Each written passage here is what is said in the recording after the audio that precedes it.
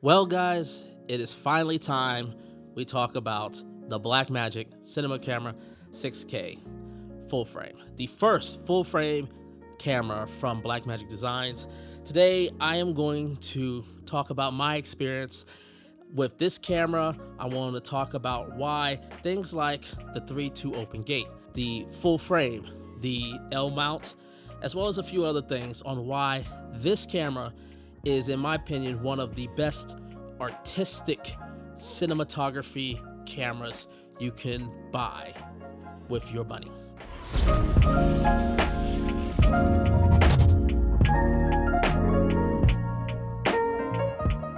What's going on, everybody? My name is James Jackson. If you're new here, I do tips, tricks, news, and reviews for the film and video making industry. And today, as I mentioned at the top, we are here to talk about the Blackmagic Cinema Camera 6K. Now, full disclosure, Blackmagic did send me the camera. They sent me the battery grip, and they sent me 2 additional batteries to go test out this camera. Now, while they did send me the camera, all the different accessories like this cage and all this other stuff, I did buy with my own money to really rig this camera out. Blackmagic has no say in this review. They don't get to see this review. They don't get to make any modifications. These are just my pure, honest opinions about the camera, and I thank them for letting me go and try this out. Now, at the top, I did say this is the best artistic camera that you can possibly come with. And I want to sort of elaborate more on what do I mean by that. For someone like me who is a cinematographer, for someone like me who does video work for a living, I look at video and video content in a different mindset than probably some people, and quite maybe a lot of people. I view it in an art form. And I think most cinematographers sort of think the same way. While it is a technical field, there is an artistic element to it. And I think the best way I could describe it is sort of comparing film production and the art of filmmaking to the art of painting. So, for example, to me, paint is very similar to lights.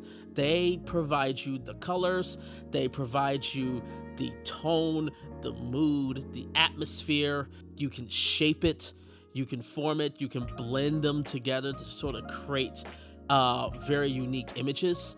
Lenses, in this case, would be the paintbrushes. They take the elements of the paint, or in this case, the light, and shape it and conform it into a refined image that you send to the canvas. They refine the paints and the elements that come with it.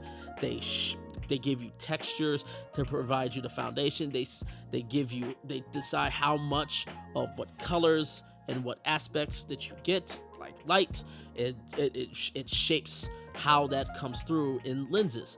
And then the cameras are the canvases. They allow you to take all that information and apply it and put it on different textures, foundations, and allows you to basically give you the final image. So if, lights are the paints and lenses are the paintbrushes, the Blackmagic Cinema Camera is probably one of the greatest canvases that you can paint your tools on because of its full frame, because it has a 3x2 open gate, as well as other options like 6x5, as well as 4K Super 35 4x3. And then you got the normal 16:9 and 17:9 aspects. Well, 17:9 right now, strangely. No 16:9. Weird, I know. Combine that with the small flange distance of the L-mount alliance alongside the full frame sensor that now is ingested with 12-bit RAW capabilities, you now have a camera that can really open and expand your possibilities of what you can do with your video content.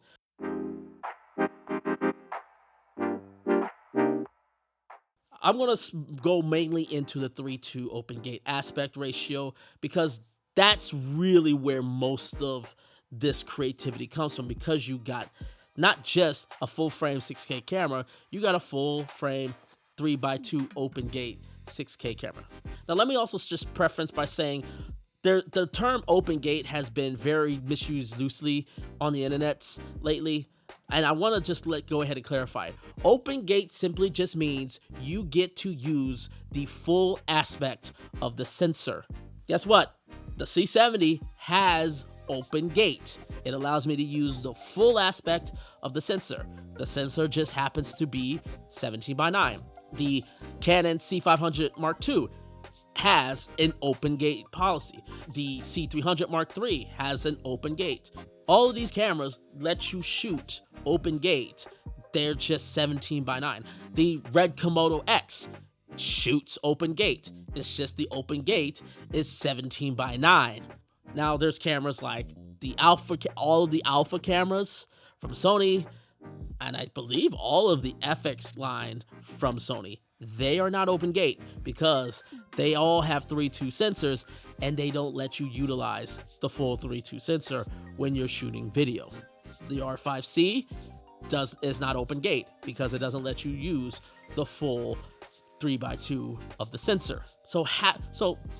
While open gate has been talked about for a while, 3x2 open gate is not as common as most people think, especially when you start factoring in things like having a full frame camera that shoots 3x2, having a camera that shoots 12-bit RAW full frame 3x2, and doing it with some frame rates higher than 30 frames a second. I know this kind of cheats and slow. It's only like 6 additional frames, but it's still higher than that. When you factor all of those in, even though you have stuff like Panasonic, Zcam, and all these other companies that offer 3:2 aspect ratio, none of them let you shoot 12-bit RAW above 30 frames a second in 3x2 open gate. The only other camera that does that under $10,000 before you start talking like the Venice and the RELXs, which you start talking 6 figures for cameras, the only other company that allows you to do that at a decent price is Confinity with their Mavic LF and Mavic LF Mark II. And then you can make an argument for the Mavic Edge 6K, but now you've gone beyond $10,000. But that's sort of the range that you're talking about. There's no camera in this price range at $2,600 that gets you 12-bit RAW 3x2 open gate with 6K resolution. There just isn't. There just isn't another camera that is able to do that. Now, why is 3x2 such a big deal? I know I remember somebody was just talking about, 3x2 is a gimmick. It's just for verticals. What serious filmmaker is going to use vertical or 3x2 recording? And while yes, the talk has been, and myself included, has talked about how 3x2 can help you with vertical content because you can shoot both 16:9 and vertically at the same time. And use more real estate and use more resolutions than you would at a 17:9. All true. But that's not the only reason to use 3x2. There's also anamorphic reasons where you got lenses that shoot 1.5 times D-squeeze or 1.6, which is perfect for 3.2. But even 2 times anamorphic D-squeeze are better on 3.2 sensors than they are on 16:9 or 17:9 sensors. But there's another option and another reason that most people don't really talk about. And it's something that I've discovered while I've been filming with this camera. And that is the fact that there's wonderful delivery options to delivering in 3x2. Number one, for Instagram, you can deliver 4x5, which only cuts like 5% off the sides when you're shooting 3.2, so that helps. The other thing is the fact that most people don't think about this, but iPads, they are 3x2.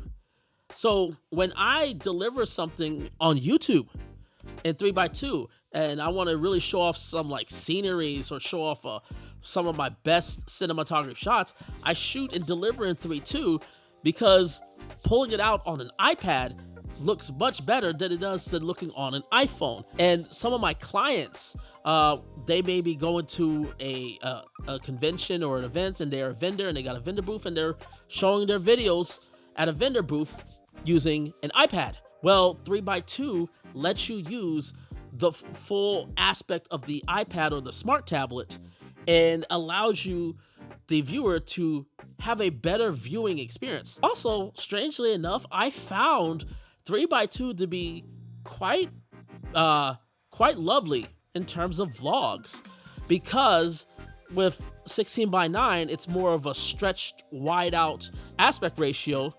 You got more stuff that can fall off to the background, like right now with this aspect, because I'm filming on a C70, that could end up potentially being distracting when you're doing your vlogs. Whereas with a 3x2 sensor, one, you can push the image closer because it's full frame, which then creates shallow depth of field. But more importantly, and this may sound a little bit narcissistic, but us, the content creator, we're more in the frame, or the product we may be talking about is more in the frame. It's more focused on the things that we're talking about, which is either us and the dialogue or the information and the stuff we're looking at. So it's more of us in the frame where we can talk to you guys, or if it's a product that we're showcasing. It's a lot easier to get more of that in the frame in a 3x2 aspect ratio than it is necessarily with a 16:9. It's very underrated right now because it's still new and most people are still not used to it yet, because a lot of cameras don't offer this. But the cameras that do, like this one, it can really change the dynamics and really help you stand out with the type of content that you deliver. Now, if you're enjoying this video, please make sure to hit that subscribe button, as well as hit the like button, so we can combat those algorithms, so we can get this content out to more people in the world, so they can help making better camera gear related purchasing decisions.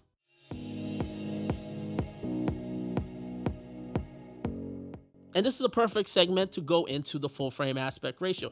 Again, this being Blackmagic's first full frame camera, especially jumping from the pocket cameras to this, the large format, there is a noticeable difference. In fact, one of my colleagues that I did a corporate gig on, he had the Blackmagic, I believe it was the Pro, the 6K Pro. He saw the image coming off of this camera, and he immediately went and bought this camera because the image is just so good. Is it dramatically better? No, but there was things that we did notice. One, we did notice that the noise performance, particularly at 800 ISO, was doing better than the previous pocket line of cameras.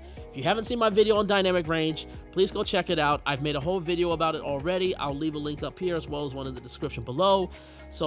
But I have found that while the native ISO is 400, the best performing ISO, in my personal opinion, whether if you're factoring in that it's raw and you can change it in post, whether if you're factoring in the highlight recovery, 800 ISO performs better than 400 ISO, even though 400 is the official native ISO.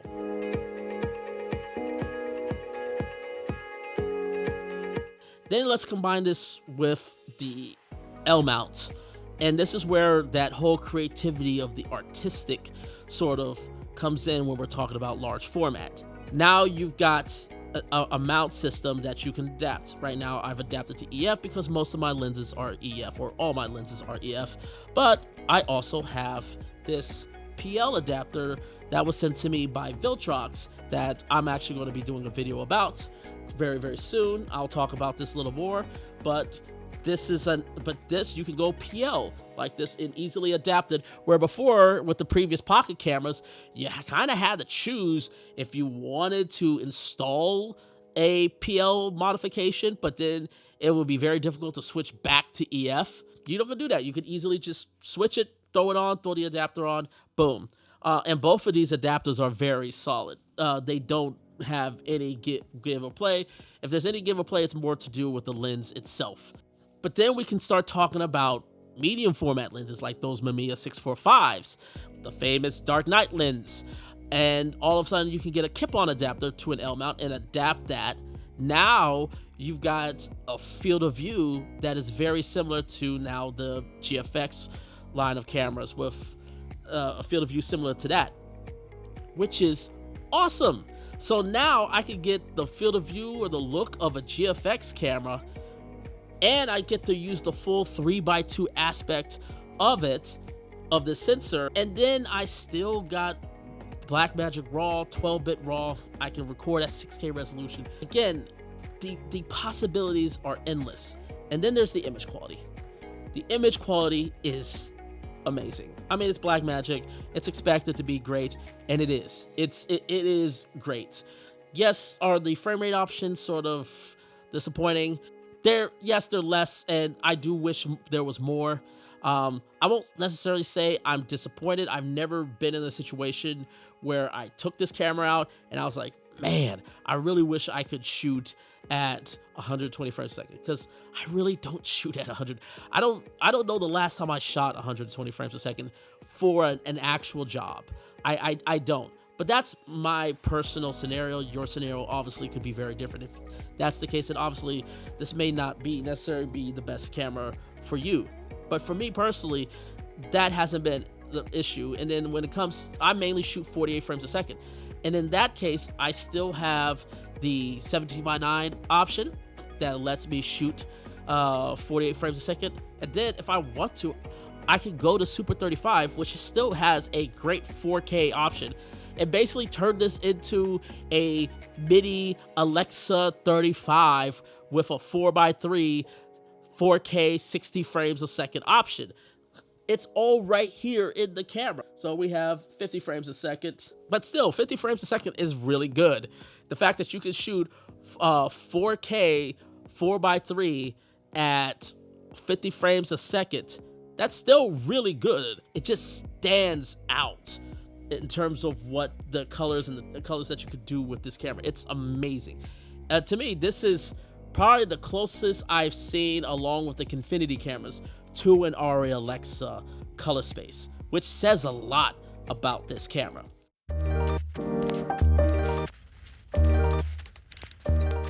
Now, this is obviously not a perfect camera. It is a Blackmagic. There's a lot of quirks to it, and a lot of the quirks are mainly the same. Body design is very wide, weird, awkward. There is a weird thing with the power thing that I've noticed with this camera. If the camera is on and recording, if you have the 12-volt cable that comes with it plugged in, it doesn't charge the internal battery. It will make things run, but it will actually drain the internal battery when this is on and running. Now, if the camera is off, it will charge the battery internally, but only if it's off. If you leave it on, it will drain the battery, so just be mindful of that. If you unplug the camera and then all of a sudden you see your battery's drained and you're like, what happened? And also, in terms of the battery grip, it's solid, it's really great, but I'll be honest with you, I did not even use it. I basically used it for like maybe a week, then I just took it off. To me, it just made everything just feel a bit more front heavy than I would like, but it's still a great option. I was able to go on a whole walk, which was I was able to go on a whole walk, just have that on and running, and I had no issues whatsoever. Love the fact that it's now CF Express Type B cars. I know a lot of people are a little bit upset about that, but because this is a bit more robust, and also these can be faster, which potentially opens the door of what Blackmagic can offer and allow for their recording options. It's a better future-proof option, but I totally get why some people would be upset, because they've had pretty much since their Ursa Mini, they've been with CFast 2.0 cards, and it's just been the model there. So I get it, but I do believe it was good that they went alongside that. The OLPF is awesome. I don't know what it is doing, but I've had, I got my Total Mirage ND filter, and I don't see any magenta issues or magenta casts coming in on any sensor. So this is a great OLPF. I know there's no built-in NDs, and I'm really sad that there's no built-in NDs. But if it's a choice where I have built-in NDs, but I have IR pollution versus having an OLPF with no IR pollution, keeps everything looking organic, and I just throw my own NDs on there, it's a trade-off I'm not necessarily boasting about, but it's an acceptable trade-off in my personal opinion.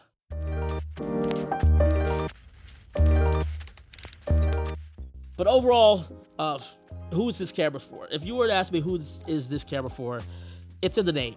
the Blackmagic Cinema Camera 6K. It's a cinema camera. It's a cinema camera. It's a cinema camera. It's not a hybrid camera. It's not a video camera. It is a cinema camera. This, to me, is the cinematographer's wet dream camera if you're not working with like a Venice or an Arri Alexa or a Red camera. If you don't have one of those cameras, this is, to me, the camera. The only thing I will say is I wish Blackmagic had gotten rid of one of these mini XLR ports and put in an SDI. If they had done that, this thing would be a joy and a dream. Maybe there's a chance that Blackmagic can make some offers where they'll take it in and modify it where they can put an SDI. But I would pay money, Blackmagic, if you would get rid of one of the XLR minis and put in a 12-volt SDI. Even if it's a mini 12-volt SDI, I'll take that if it means that I can have a second video source. That, to me, is really, outside of built-in NDs, really the only thing that holds this camera back from being damn near perfect. It has all the bells and whistles. It has great dynamic range performance, great image quality. It's not the best in low light, but if you're okay, let me phrase that. It's not the best at shooting in the dark. It's not an A7S. If you want that, get an A7S or an FX3. But most normal people, most cinematographers we shoot with lights. We have our own lights. We film with lights. We know how we're going to light because we're going to shape and control light. We're not just going to shoot in the dark. So if you know how to throw light onto a scene, you're going to be fine with this camera. You're not going to run into too much issues. Again, that's what I would call this. This is the cinematographer's dream camera. If you want a camera that can just give you the various forms of options to shoot in, where you can shoot all aspects. You can shoot vertical, you can shoot stuff for iPads and smart tablets, you can shoot 16:9, you can shoot 4:5, giving you all those various options. You can shoot anamorphics. If you want a camera that can just give you the ability to shoot all of that, medium format, large format, Super 35, at a great image quality, and any of those aspects, there is no better camera that delivers that. And you get DaVinci Resolve for free with this camera, which I must add to that. For me, this is why this camera is the best cinematographer camera for the money right now for $2,600. There just isn't another camera that does what this camera does and does it better at its price range. There just isn't. But these are my thoughts. I would love to know what you guys think. Let me know with your comments below. Are you guys interested in the Blackmagic Cinema Camera? Have you ordered one? Have you used it? Let me know what you guys think. Leave your comments below. And as always, make sure to hit that subscribe button. And until next time, take care, everyone.